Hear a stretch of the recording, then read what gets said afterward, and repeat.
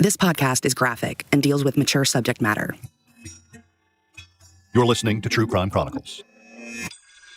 For True Crime Chronicles, I'm Will Johnson, and I am here back again this week with Jessica Knoll and Spencer Brudig. Jessica, we are getting a lot of new listeners to the show, and just wanted to give people sort of a heads up about what we've been covering, what we plan to cover, what we do here every week.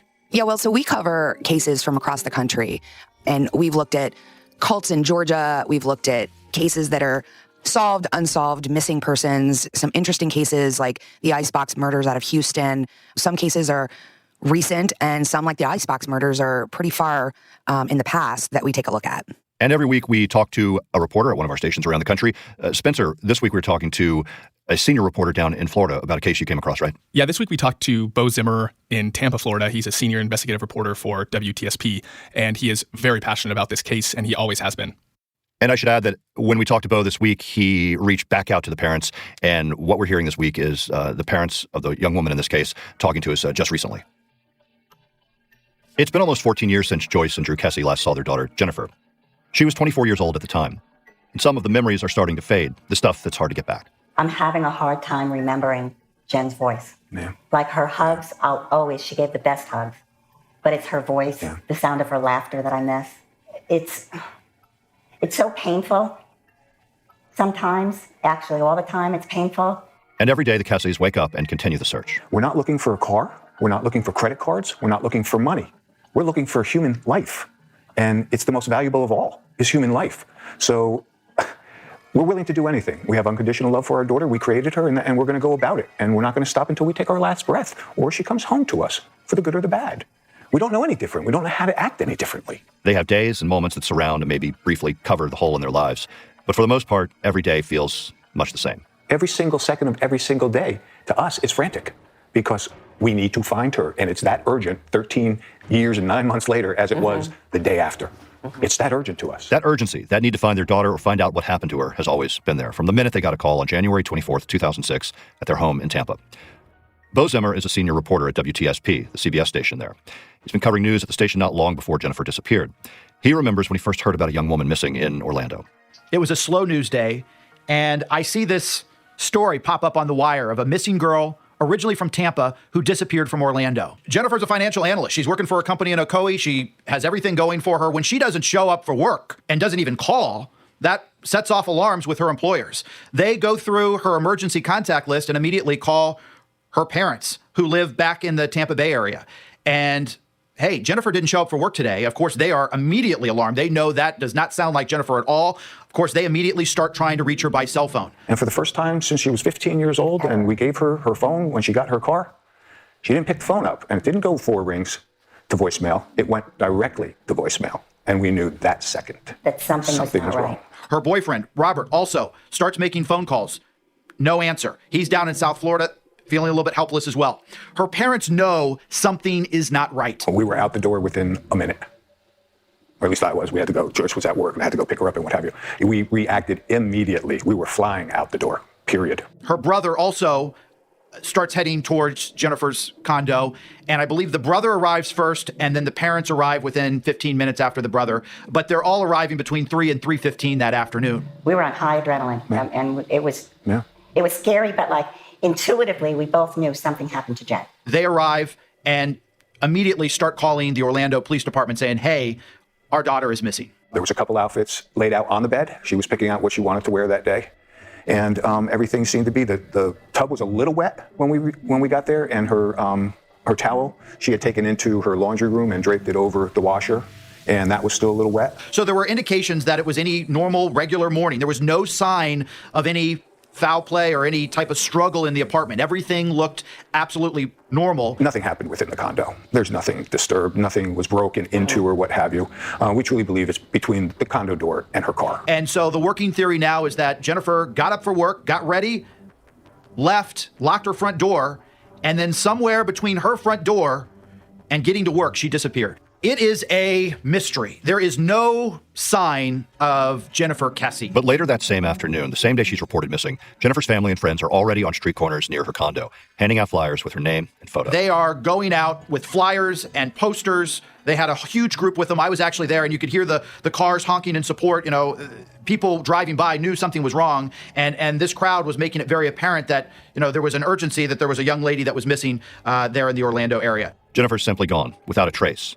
But then, the first break in the case. 2.5 days later, they were able to find her car. Orlando police get a call from a person who lives right down the street, about 1.5 miles down the street from where Jennifer lives. And this person reports to police that there's a car similar to the one that they saw on television that's been parked in front of their condo unit for a couple days. And it was exactly 1.2 miles down the same road she lived on in a very poor condo complex, left next to the pool in a parking spot for visitors. There are items left in the car that indicate that this was not a robbery or a carjacking. There's no sign of really a struggle. There's no blood. There's really not much evidence other than this car is parked where it shouldn't be parked. So naturally, Orlando detectives now start looking for video surveillance footage. And there's a couple of cameras positioned around this apartment complex, as most apartment complexes might have. There's one camera that faces towards the pool that catches the car in the background, and there's a few others pointed in two directions. The camera that's pointed towards the pool, in the background, and it's real blurry to look at, but you see this figure pulling into the parking spot. And someone sat in it for 32 seconds, presumably wiped it down from what we know of what we took from the car now, and walked away, never looked back. From a separate angle, looking out towards the main road, you then see this person come back around outside of the apartment complex and start walking down the sidewalk. That video shows the person who was in Jennifer's car getting out and walking along the fence line of the pool.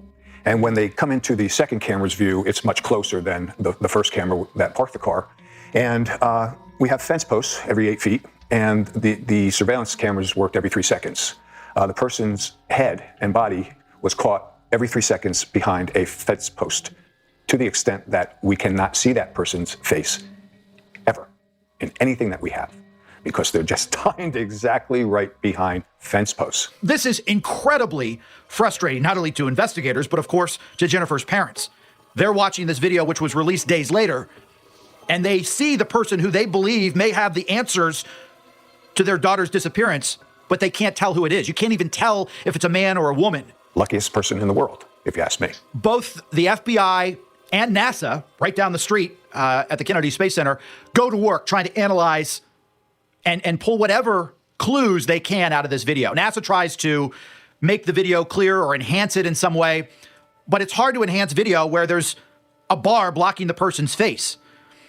You get a clearer picture of the bar, not the person's face.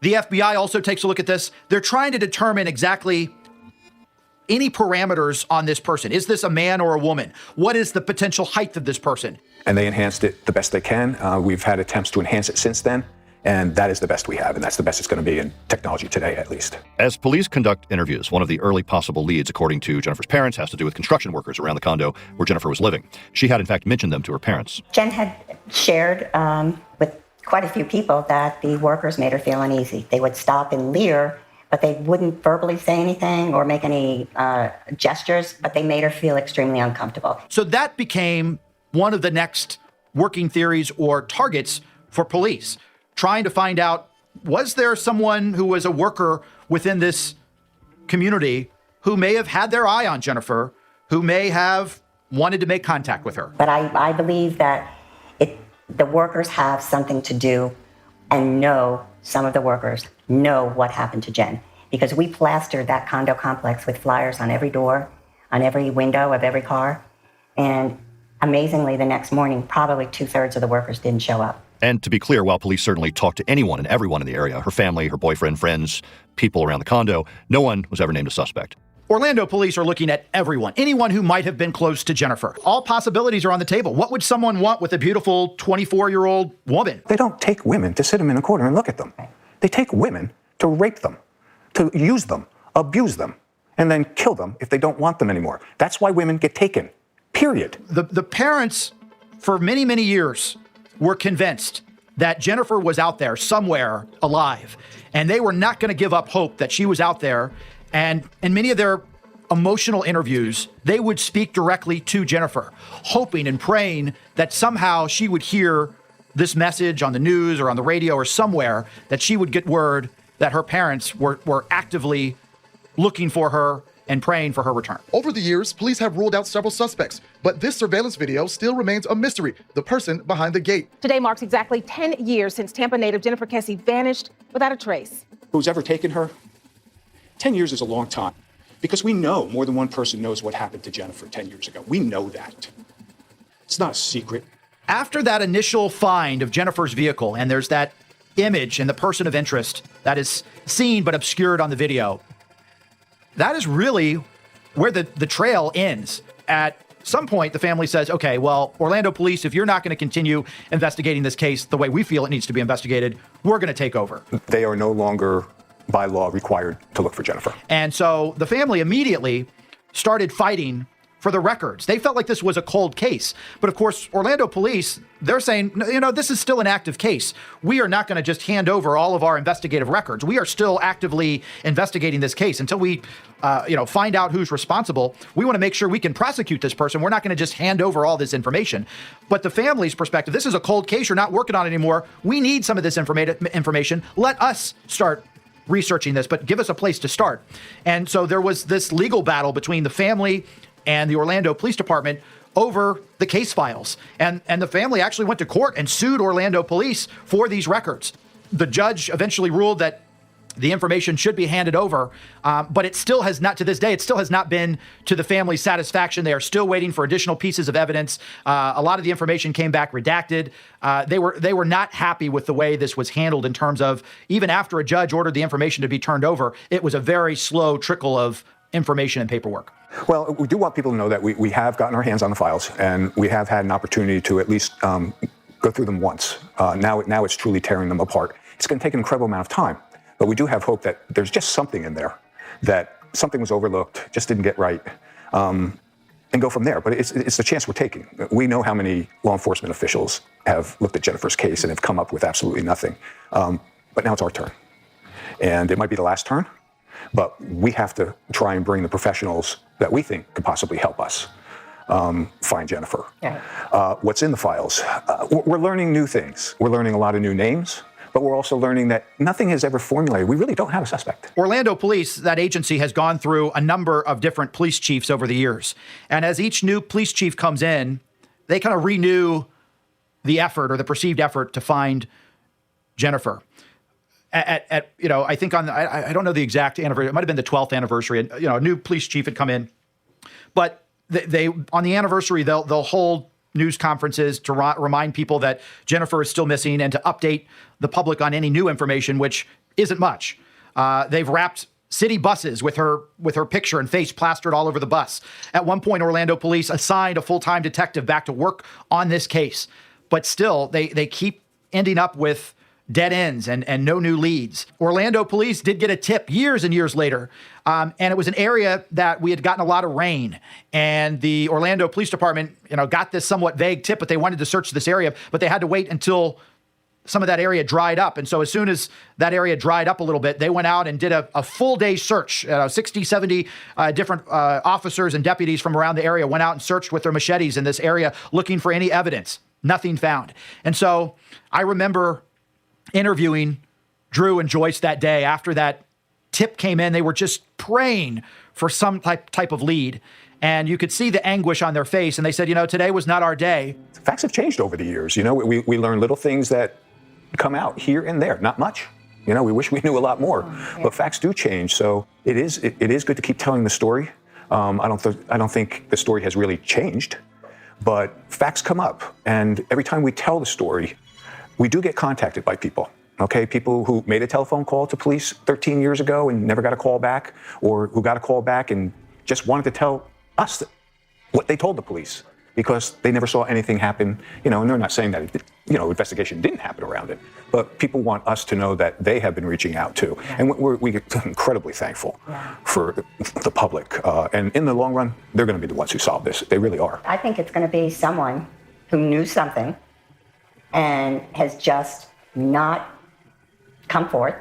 And I think that the more awareness if that person is listening, that has to eat at you. Yeah. It just, I mean, it's human nature. It's got to. And you know what? Someday, someone's going to come forth, and I hope that it's tomorrow. For many years, the parents were holding on to that hope that Jennifer was alive.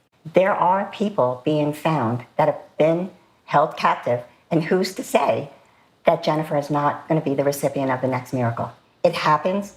You don't know who it's going to happen to. We pray that Jen gets the miracle. I think reality has set in that there is a good probability that she may not still be with us. But they are no less passionate about bringing their daughter home, dead or alive. They need answers. They can't fathom the idea of going another 5 years, 10 years, 20 years without knowing what happened to Jennifer. You realize, number one, it didn't happen to us. We've never asked why. We've never once asked why. And it didn't happen to us. It happened to Jennifer, and she needs us. That's really why we do what we do. Failure is not an option. Yeah. And as we're both 62. I was so hoping this was the year, but and it might be, and the year's not over. And you have to have hope. Yeah, I mean, without hope, we would not be sitting here, and nobody can take your hope away. There are people who would have been out in that apartment complex that may have been driving in the area. Somebody saw this person walking back to Jennifer's condo complex. They are looking for that for any person who may have seen that, and they're trying to jog people's memory to think back to that morning of January 24th, 2006. Was there maybe a school kid, maybe a little 8 or 9 year old who may have been, out in that area at that time, who may have seen something that police never interviewed? They're looking for someone who was in that area back in January of 2006 to try to jog their memory, to just think back. Do you remember seeing anything? If you know something, if you think you know something, if you think you heard something, make the phone call. Here's what you can do. Go to your clergy or go to a lawyer. Your name never has to come out, and you never have to come forward. They will do the work for you. All we need is the information. If the information is real and right, it's over. It's done. Period. You'll never have to know. No one will ever have to know your name. I never knew Jennifer. I never met Jennifer Kesse. But I've met her family, and I've met her parents, and I've gotten to know Jennifer through her parents. When I hear Jennifer's mom talk about her daughter, I feel like I get to know Jennifer a little more each time. I would never want this life that we didn't choose. But for the love of Jen, this is our life right now, and we will continue on and continue to fight the fight to bring her home. Her face, her picture, her story needs to be out there. The details of what happened may jog someone's memory, and at some point, maybe somebody comes forward with some type of information.